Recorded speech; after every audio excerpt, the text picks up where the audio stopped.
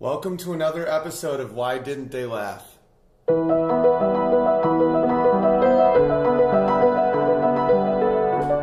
podcast dedicated to the analyzation of why jokes work or don't work.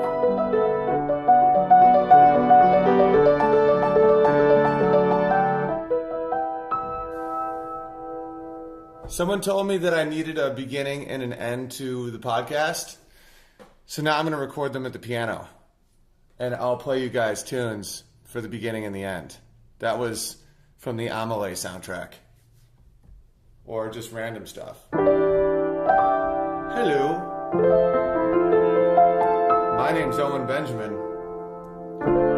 and I'm here today to talk about jokes and failure, history, science, and love.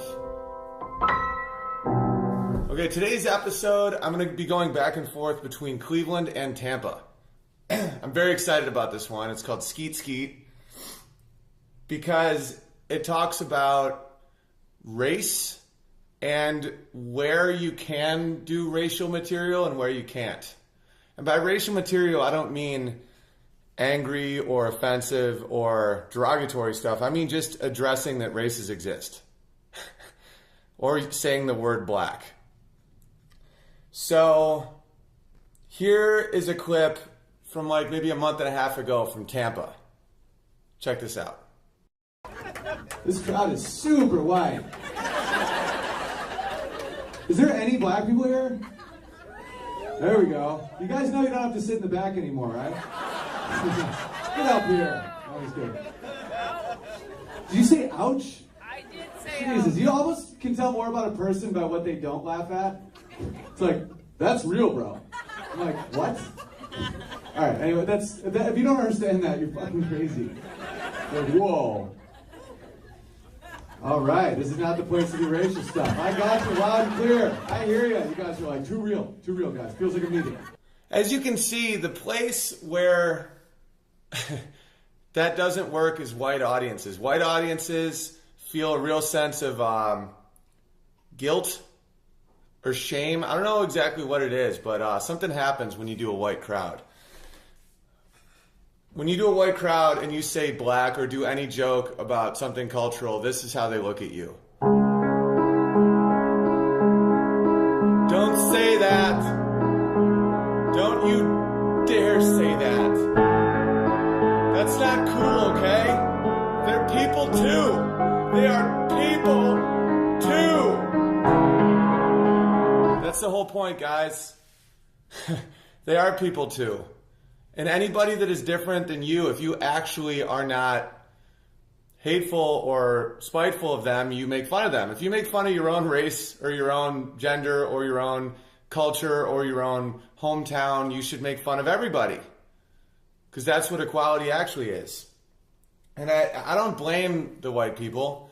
I think that they don't understand what they're doing. I remember one time I was in college and I was hammered and I was at a bar and we were outside after the bar and this one guy was talking down to this girl.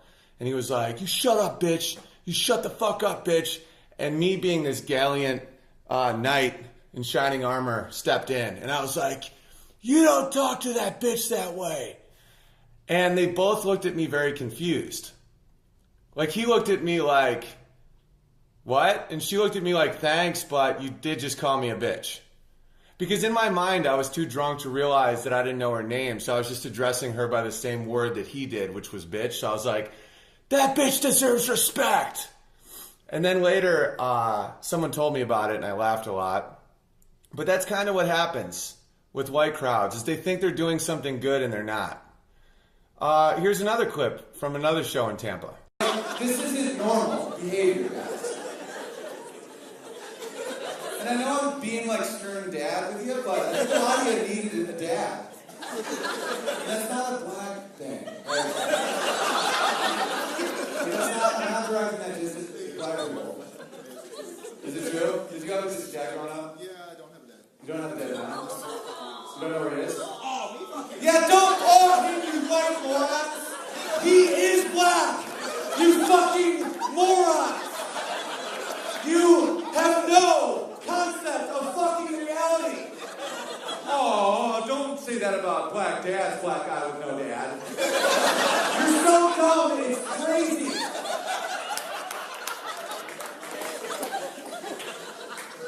Yeah, that's crazy, guys. That's just crazy. Like the pity, it's just bizarre. Okay, let's fast forward to Cleveland. Let's get it right into Cleveland. Let's talk about shows that are more than half black. That's where I feel more comfortable.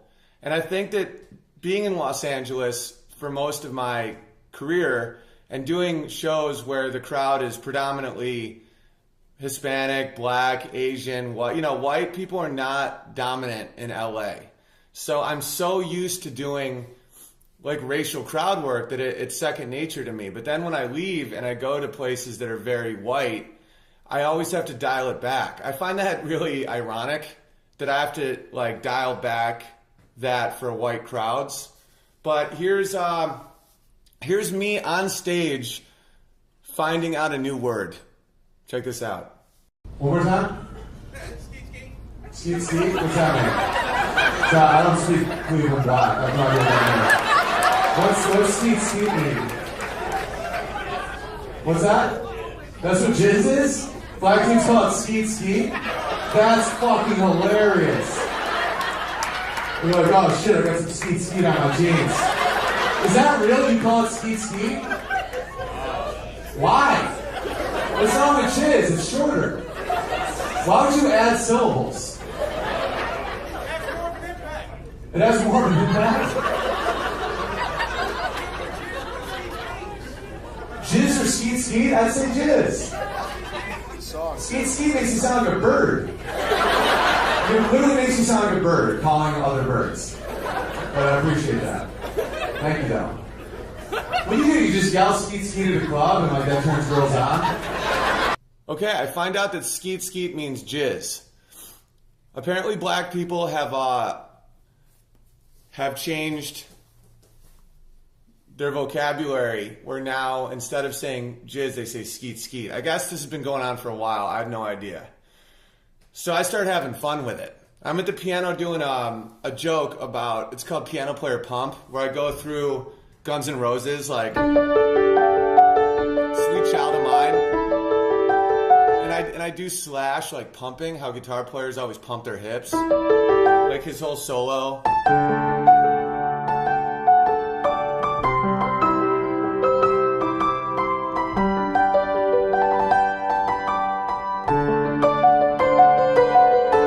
Something like that, but so I'm miming a pump, and then I pump like Radiohead, like, what are you here for? Can look you in the eye, just like an angel. Your skin makes me cry. And I'm doing, the pump, and then I show that piano players never get to pump. So I switch it over to harpsichord, and I just start pumping, and that always gets a laugh. But now that I have skeet skeet on my side, shit gets a little nuts. So check this out.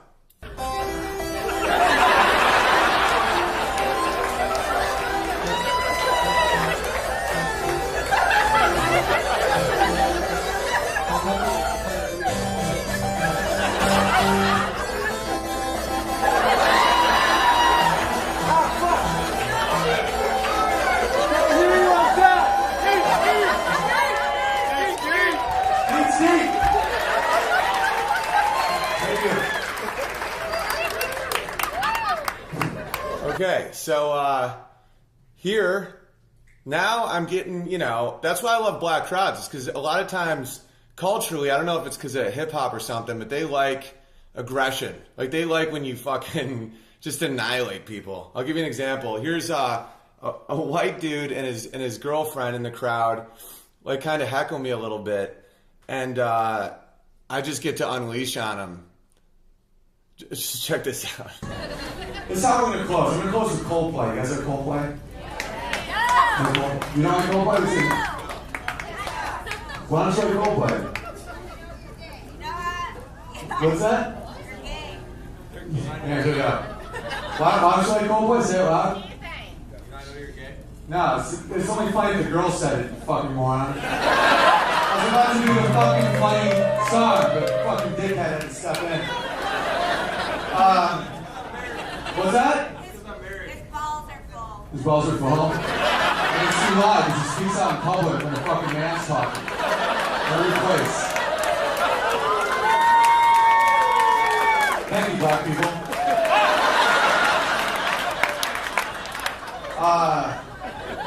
Now, see, if that was Tampa and I said, thank you, black people, they would have booed or awed or gotten really defensive and full of, like, you know, I don't know what Tampa's fucking problem is. I love that club. I love the people, but there's a lot of cities that just, I don't know what their deal is.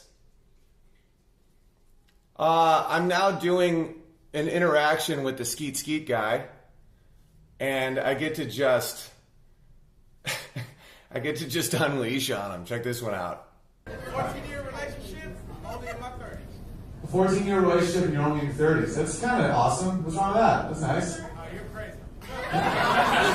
What's up? So how old were you when you met her? Lord, do the math.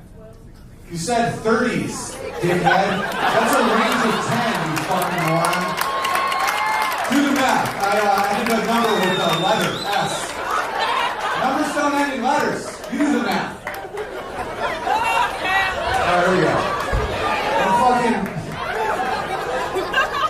If you come to the king, you better kill the king. That's all I'm fucking saying. And now I want you to hear what was my dream my whole life, and that is this. Did I get a preaching from a fucking black person? That's a highlight of my life. That's fucking awesome. God, if I got an amen, I'd lose my mind. Oh my god, that's so great. All right, that is a good time. I wanted to just show that. I don't have anything profound to say at all. I just wanted to address what comedians go through with sensitivity, cultural sensitivity. And the irony, of course, is that the hipsters, which I refer to as indoor cats in a new joke in my next special, they're the ones that get offended. These like kind of trust fund kids that never really experience that much in their life. You know, there's a lot of talk show hosts and people like that are always trying to defend. I can't explain it, but it's very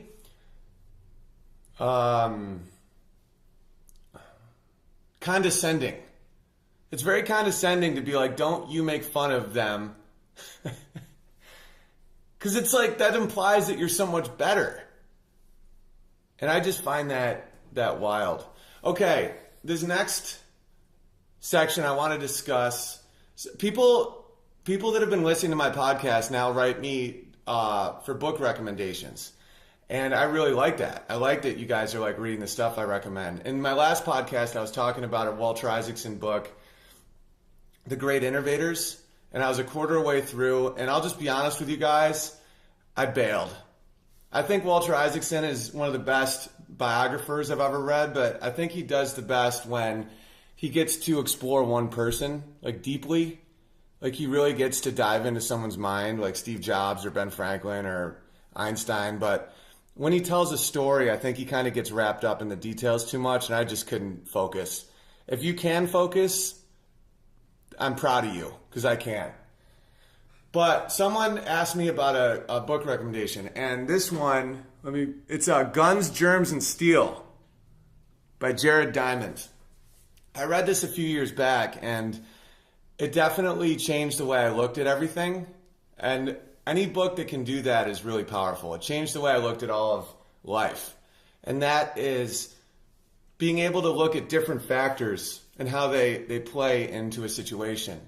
And this dude looked at how guns, germs, and steel affected all these different cultures, where if you go into like deep in the Amazon and you see a tribe and then you compare it with, you know, England or something, and you wonder why England was so advanced and this tribe wasn't.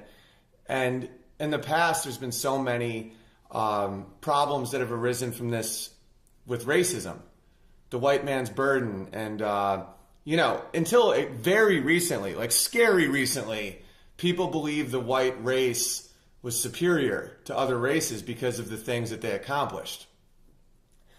And I never thought that. Maybe it's because my parents are very open-minded, college professor, well-read, kind of pervy, like funny people. But they would always tell me that that was bullshit. But people believe that. I mean, I'm sure some people still believe that, but I mean, like, scientists thought that white people were dominant over others based on what they accomplished. And so this book, it's been a little while since I read it, but it takes a look at the discovery of steel, the introduction of certain germs, obviously smallpox and stuff like that, and guns, gunpowder, and how, like, through these very basic environmental things that a lot of us had no control over anyway, that's what would dictate whether or not a society would be so successful that it could reach the level of engineering that the West did. And then you throw in China, and that's what kind of unraveled a lot of these white theories anyway, because China was ahead of Europe. I mean, the Middle East was ahead of Europe. The Middle East didn't have a Dark Ages. During the quote-unquote Dark Ages, you know, they weren't dark. The Middle East was in a renaissance. I mean, they were killing shit. So at this point, I feel like it's just so obvious that this white superiority thing is bullshit, but people still think it. And so I came up with my own theory. And I've been working on this for a while. In my last episode, Les Jizz, I discussed Captain Cook and the destructive power of jizz and all that stuff. And so I started trying to work on that with an overall theory. You know, I was just watching The Theory of Everything, that movie that's up for all these awards about Stephen Hawking. Good flick. Definitely a good flick. It's awesome to me that a guy that can only move like part of his hand had the ability of cheating on his wife. I think that's fucking hilarious. That the dude can't move any muscle in his body and he still fucked another chick. There is no hope for men. But the theory of everything about what, you know, his whole life, and same with Einstein, I know I discussed this before, is they're looking for this God theory. Stephen Hawking was an atheist but now he's not. He uses God in rhetoric. So did Einstein. That's why, you know, very pompous atheists, I always want them to check their math, because the smartest people in the world have no idea how we're here, why we're here, or any of those answers. And the more they go down the rabbit hole, the less they see. I was working on a joke that there's no atheists during airplane turbulence or strong orgasms. I don't have a religion personally. Part of me wishes I did, but I just wasn't raised with one. But I don't believe I know anything when it comes to something on that scale. So I started thinking of my own theory of everything. And I'm perverted, I guess, maybe overly sexualized, but I just think a lot of these books and a lot of historical accounts leave out sex. They don't really talk about sex enough, or the role of women, or the role of like very basic shit, food and fucking. Hey guys, no barking. No barking, guys. No barking, guys. These are my dogs. Food, boning, and dogs. You gotta have dogs. So I was wrestling with this idea, and, you know, doing a USO tour in the Middle East, I came up with this whole thing about how the government suppresses porn to keep people agitated so that they are willing to do crazy shit. So this is what I came up with, and it's almost there. I mean, the crowd definitely digs it, but it could use a little work. It's my full bellies and empty balls theorem. Check this out. And so they all have bumper stickers. And I find bumper stickers obnoxious because you can never engage. It's just like a mic drop every time. It's like, that's what I fucking think. You can't say shit. Right? And when I always see war is not the answer. There's all these anti-war bumper stickers. War is not the answer. I'm like, what's the answer? They don't fucking know. They don't know. I think I've come up with the answer. I think I know how to make world peace. It's like what my mom said about tender guard, you gotta start at home. It's about full stomachs and empty balls. Hear me out. Women need to eat more, and guys need to have constant ball drainage. And then no one can possibly commit a violent act. When's the one time when a man is incapable of violence? Right after having an orgasm. Incapable. You're like, oh fuck. Someone could literally be like, dude, someone's stealing your car. You're like, it's fine, we're brothers. Fuck it. Let it happen. Please. Like you become like a Buddhist for like 2 hours. And women, why do women get irritable when they don't eat? Because women have a fucked up relationship with their bodies. It's because of magazines. Because magazines are made by gay dudes and other chicks. They're all fucked up. They make women think that guys want like little boy bodies with fucking bug eyes. When you don't. At all. So then they starve themselves, and then late at night, their body thinks it's starving, so their metabolism lowers, they fucking binge eat, they end up gaining weight, they're now irritable, and now they don't want to fucking drain your balls. You see how the cycle works? And we are fine with thick. Be thick, it's fucking hot, right? But not them, it's about them. You don't understand, when your chick doesn't want to fuck you, it's probably more about her shit than it is your shit. She's like not feeling her own fucking body. And so now the guy's just full of jizz, which is fucking crazy syrup, right? And you're just agitated. You're fucking agitated, right? And the more jizz builds up in your balls, the more likely you are to commit a fucking crazy act. I mean, the movie The Notebook was based around that. The dude had so much jizz build up, he just built a fucking house. He's like, I made that for you! I need to come so fucking bad! Vincent Van Gogh cut off his fucking ear. It's getting there.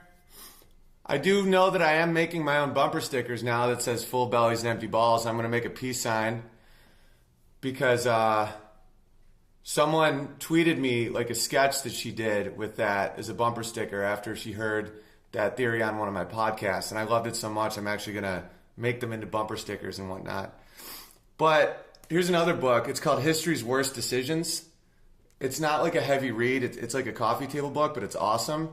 And if you read through these, so many of them are jizz related. It starts with Adam and Eve and then goes through like Hannibal, Nero and the burning of Rome. That's it. What else we got? General Custer, Little Bighorn, King Leopold and the Scramble for Africa, Nicholas, Alexandra and the Mad Monk.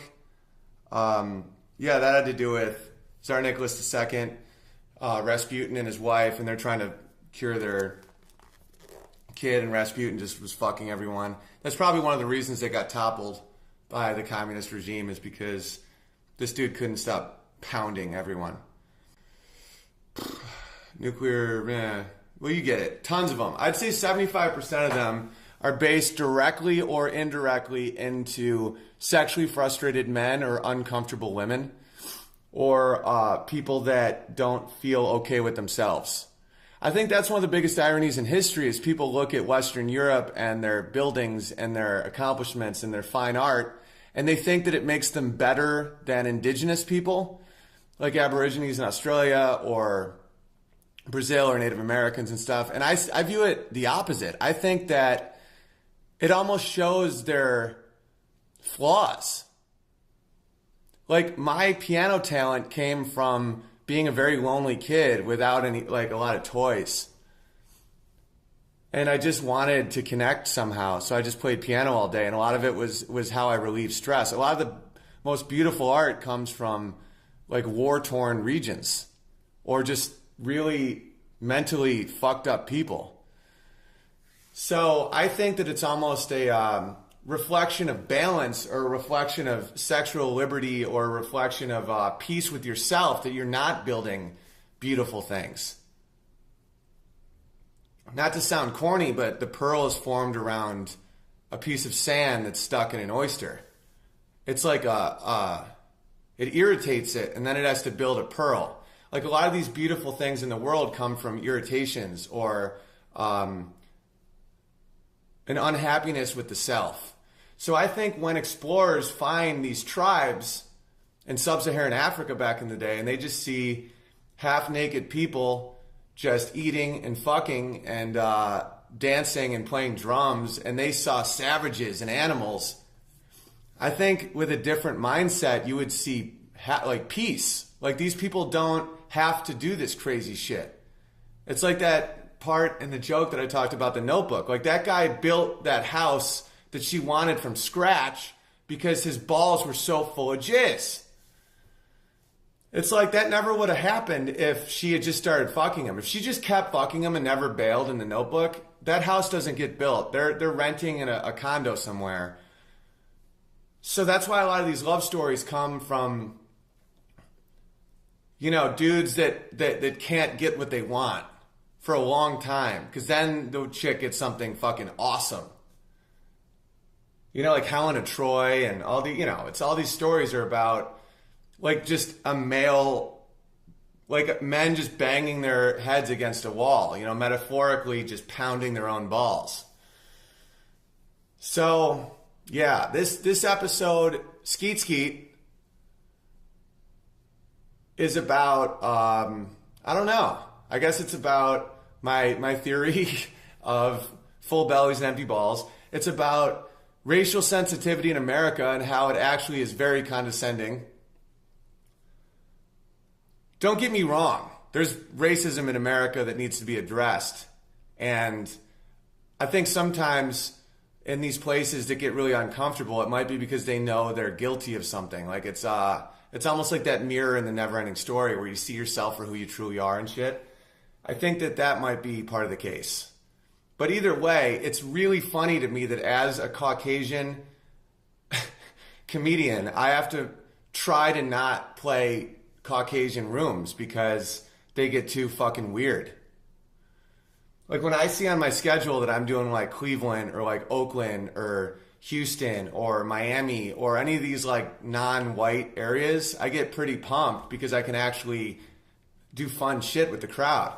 And by the way, that was only from 2 shows. There were shows that were crazy this week in Cleveland, but the audio kind of got messed up. But there were some when I was like just annihilating people and they could not get enough. I mean, it was like the Coliseum. It was just gladiator shit.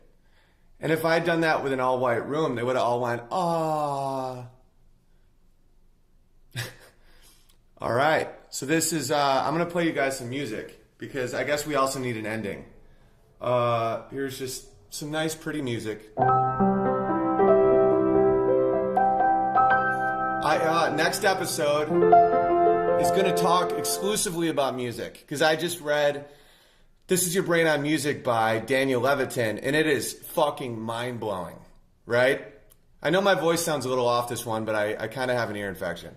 But next week we will talk about what music is comical, what music is dramatic, how music affects jokes. I mean, it's going to be phenomenal. Because music is the language we all speak, and that's amazing. Music and sex and food. That's it. That's what we all have in common. And our need for hydration. All right, so I'm going to play you guys just some tunes.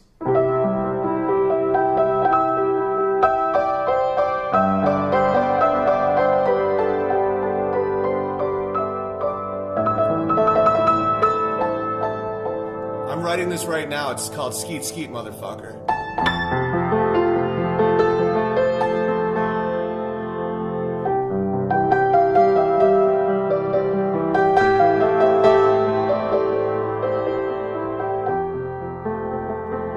Skeet, skeet, motherfucker.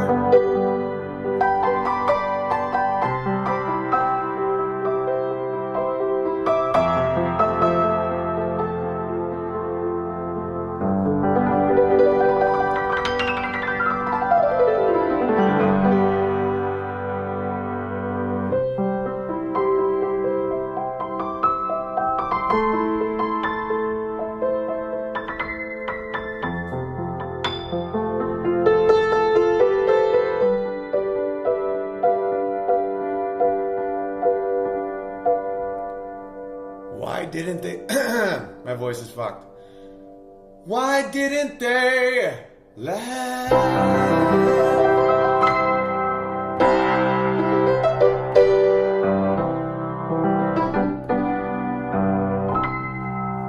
I didn't write that. That's the Cheers theme song, but it felt appropriate. Later. Be sure to comment And like and follow this shit on iTunes. I'll still put it on YouTube, but it's mainly the iTunes thing I want people to subscribe to. The YouTube thing is for people who don't have iTunes. You guys kick ass. Spread the word. Later.